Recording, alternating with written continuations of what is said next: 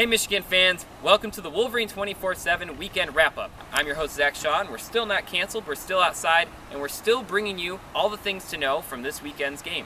As always, the show operates in a countdown format. We have 6 numbers to know, the top 5 GIFs of the week, 4 Hail Mail questions from our readers, 3 sizzling hot takes, 2 game MVPs, and 1 bold prediction moving forward. You can read all of our stories from this weekend at michigan.247sports.com, but this video is designed to give you the brief things to know from the weekend. Your 6 numbers to know: 199, the total yards Penn State gained on Saturday in their 39-point loss to Michigan. It was their least amount of yards all season. 326, the number of rushing yards Michigan had against the Nittany Lions. Nittany Lions were missing 3 linebackers, and the Wolverines responded by having their best rushing game in the Jim Harbaugh era. 6, both the number of rushing touchdowns and sacks Michigan had on Saturday. The 6 sacks put Michigan up to 16 total on the season, which leads the nation. Speaking of leading the nation, our next number is 45, numbers of tackles for loss the Michigan defensive front has this season, also first in the country. 208, the number of points Michigan has scored through 4 games this season. That is the most the Wolverines have scored in any season since 1947 and 4th most all time. 1, the number of catches Chris Godwin had on Saturday. Michigan All-American cornerback Jordan Lewis returned and was assigned to guard Godwin, who had previously been averaging 7 catches and over 70 yards receiving per game. And we got to head inside for the top 5 GIFs of the week. Number 5, Jordan Lewis, making his triumphant return to Michigan Stadium. Overall looked great, had the nice 26-yard kick return, but it is interrupted when the 260-pound kicker out of Penn State and drives him into the ground. Not very often you see an All-American cornerback driven into the ground by a kicker. Later on, Jordan Lewis and Jabril Peppers went back and forth as we see Jabril dodging his blocking assignment a little bit there. A little last-ditch effort to try to stop the ginormous kicker, the heaviest kicker in college football.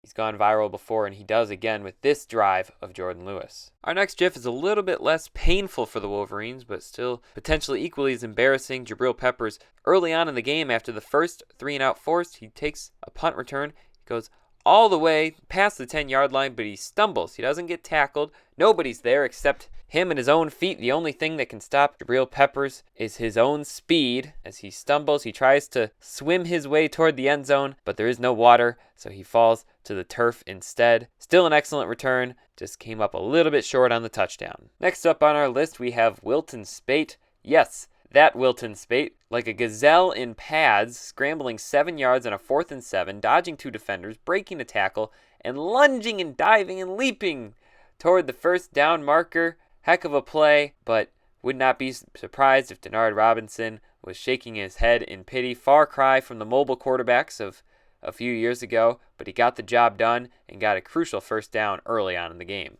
Our number 2 GIF would be number 1 if it had counted, but it was negated by a holding penalty. Wilton Speight finding Amara Darboh. Those two have become quite the pair, scrambling out of the pocket, launching it over 30 yards downfield and finding Amara Darboh, who's doing a baseball slide, able to make the catch for what was presumably Michigan's 4th touchdown of the game. Instead, it was called back. Michigan would score moments later, but deprived of that highlight reel play, except for in our top 5 GIFs of the week. And our number 1 GIF of the week, this one does count. A little screen pass to Chris Evans. Evans, we've seen how elusive he can be with his feet, and he actually almost literally breaks Jan Johnson's ankles.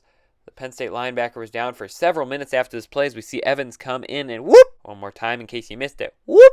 Jukes so hard that Johnson goes down. He's down for a couple minutes. Thankfully, he's okay. I'd feel terrible if I made that my number 1 GIF of the week on an injury. But excellent play by Chris Evans and continuing to impress with his footwork.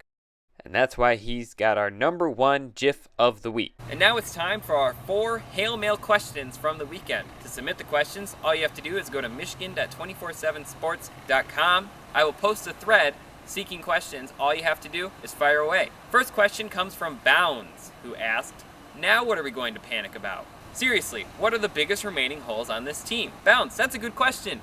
Michigan fans have been panicking about everything. Against Hawaii, it was injuries. Against UCF, it was the rushing game and the run defense. Against Colorado, it was the entire defense, especially the pass defense. But against Penn State, there really wasn't too much to worry about. In a 39-point victory over a Big Ten team especially one that's expected to have a winning record like Penn State is. It's really, really hard to pick things apart.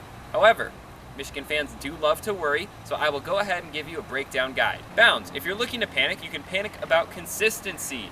Wilton Speight can throw 300 yards one week, but be rather ineffective in the next 2 weeks. The consistency of the run game was also lacking, averaging less than 3 yards per carry against a previously winless Central Florida and over 6.5 yards per carry against Penn State. Beyond consistency, you can also now worry about the cornerback depth. Jeremy Clark appears to have torn his ACL and appears to be out for the entire season, leaving Channing Stribling and Jordan Lewis as the only cornerbacks with legitimate experience at the position. You also may want to worry about the kicking game. I think this is one of the more irrational worries that you can have, as Kenny Allen was one of the Big Ten's best kickers last season, but he's already missed 2 this season and wasn't even used in field goal range in multiple occasions on Saturday.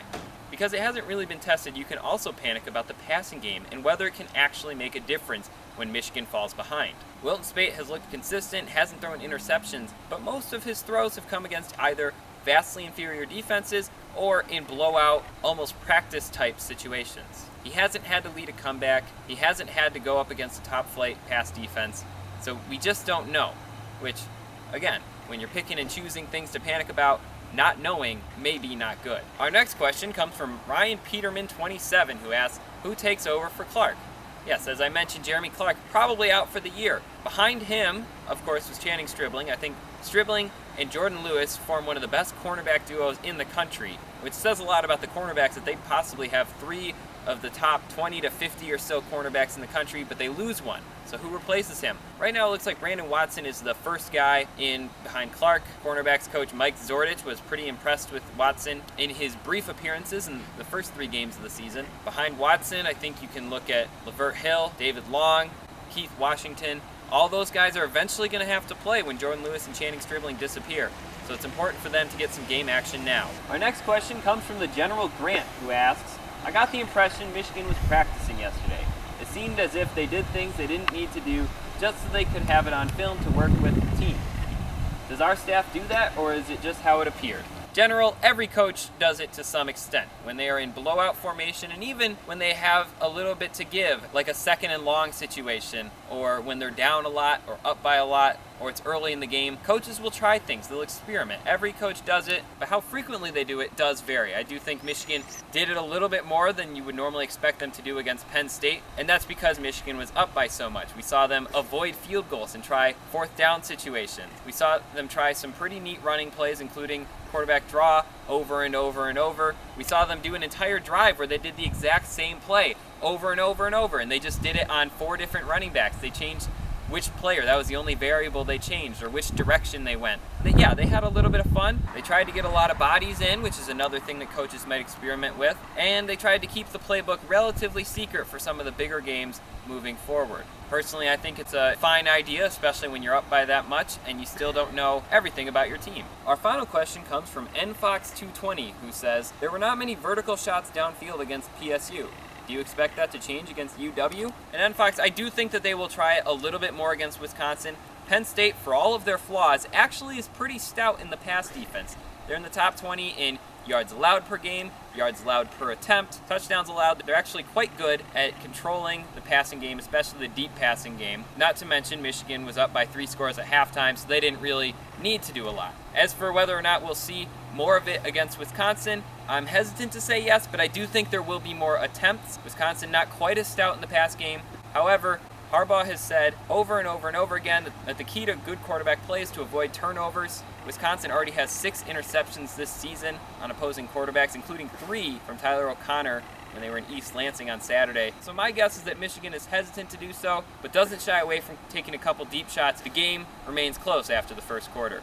Now it's time for our 3 sizzling hot takes from the weekend. Number 1, Michigan's offense will be defined by the run game, and that's a good thing. We saw Michigan had its best run game in the Jim Harbaugh era on Saturday, rushing for 326 yards, and I don't think that was entirely taking advantage of Penn State's injured linebackers. I think Michigan is seeing a lot of development from its running backs. It's continuing to rotate 4 and soon 5 guys in at the run game, and I think the reason for that is that they expect to depend on the run game as the season wears on. They want to be able to roll guys out there, try a lot of new plays, get a lot of running backs involved, and keep that ground game going. It kind of disappeared last season against teams like Minnesota, Michigan State, Penn State, Ohio State, all the states. But I think this year they're expecting more out of their offensive line. They're starting to see a little bit of that. And I think until teams start to put 8 to 9 guys in the box like UCF did, they're going to continue to count on this run game to win the game. Hot take number 2, the shutouts are coming. Even though the points allowed has grown in the past 2 weeks over the first 2 weeks, I think Michigan's defense has looked far better than it did previous weeks. I think this Saturday was Michigan's best performance on defense, and I think that the veterans and the young players alike are starting to take to Don Brown's scheme. They're starting to understand. New thing over previous years, they're actually getting turnovers instead of giving them up. Tackles for loss are there, the sacks are there, the pressure is there, the pass defense is there with Jordan Lewis back, and I think Michigan will throw at least 2 shutouts later on this season. Penn State is not supposed to be a bad team. They're probably still going to go to a bowl. They're probably going to be an okay team, but Michigan made them look pitiful. They're Nittany Lions, but Michigan's defense made them look like Nittany Kittens. Based on what I've seen, Michigan would shut out its opponents that it faced earlier on this season, and I think it will shut out a couple of its opponents later on this season. Hot take number 3, not so positive. This comes actually from Wisconsin's game against Michigan State, but Michigan is in trouble next week. I'm not going to predict they'll lose. I still think that they have a very good chance of winning, but it will be very close. I think Wisconsin is the real deal. They made Michigan State look terrible on their own turf. They forced turnovers, made Tyler O'Connor look like a new quarterback. And though the Spartans are not as good as the Wolverines right now, they're still a very good team, and Wisconsin made them look like a very, very bad team. I'm not going to make any game predictions yet, but I do think Michigan is in trouble and will need its best game of the entire season next week in order to get a win. Now it's time for our 2 MVPs. Our first MVP is Saquon Barkley. Penn State's running back actually led the game with 136 total yards on Saturday. He was quite literally a one-man show, as Penn State could do absolutely nothing outside of him on offense. Barkley was by far the best player on the field on Saturday, and despite his offensive line giving him nothing and his defense giving him nothing in regards to field position, still managed to stand out, leading the game in total yards. Second MVP, I would give it to the whole Michigan running game, but I'm not allowed to do that, so I'll give it to Michigan's best running back of the game, De'Veon Smith. Smith ended the game with 123 all-purpose yards, including a touchdown. Michigan's running backs had a very, very good game overall, with 320 yards rushing, but Smith was the star. He was the one that got things started, who showcased the holes in Penn State's defense and did a lot of the dirty work early. He was breaking tackles. He was avoiding tackles. He was running free. He was getting the tough yards. He was working on 3rd downs, 4th downs, 1st downs, and 2nd downs. He was all over the place, and that's why he's our second game MVP. Now it's time for our final segment of the weekend, the one bold prediction. 2 weeks ago, I had a gut feeling that Colorado was going to keep it close. Last week I had a gut feeling that Michigan was going to blow, and I did say shut Penn State out. This week I just don't know. I can't tell yet. I think it'll be close, but that's not my bold prediction. My bold prediction is that Les Miles will at one point join Michigan's coaching staff. I'm not sure if it'll be for all season, but the man loves to learn. He still feels close to Michigan, and my guess is that Jim Harbaugh does not let the opportunity slip to let him come study the team while he is waiting for his next head coaching opportunity. Les Miles will be great in helping out with recruiting, helping out with defensive play calls. He is not great at clock management or late game scenarios, so perhaps they escort him from the stadium with 4 minutes to go next week. To be honest, I don't actually know, but the prediction is supposed to be bold, so I went bold. Well, that's going to do it for the Wolverine247 weekend wrap-up. If you liked the video, be sure to stay tuned for next week and share it amongst your friends. If you didn't like the video, you can read the rest of our stories at michigan.247sports.com. I'm your host, Zach Shaw. Hope you had a good weekend. Hope you have a good week ahead. Thanks for watching.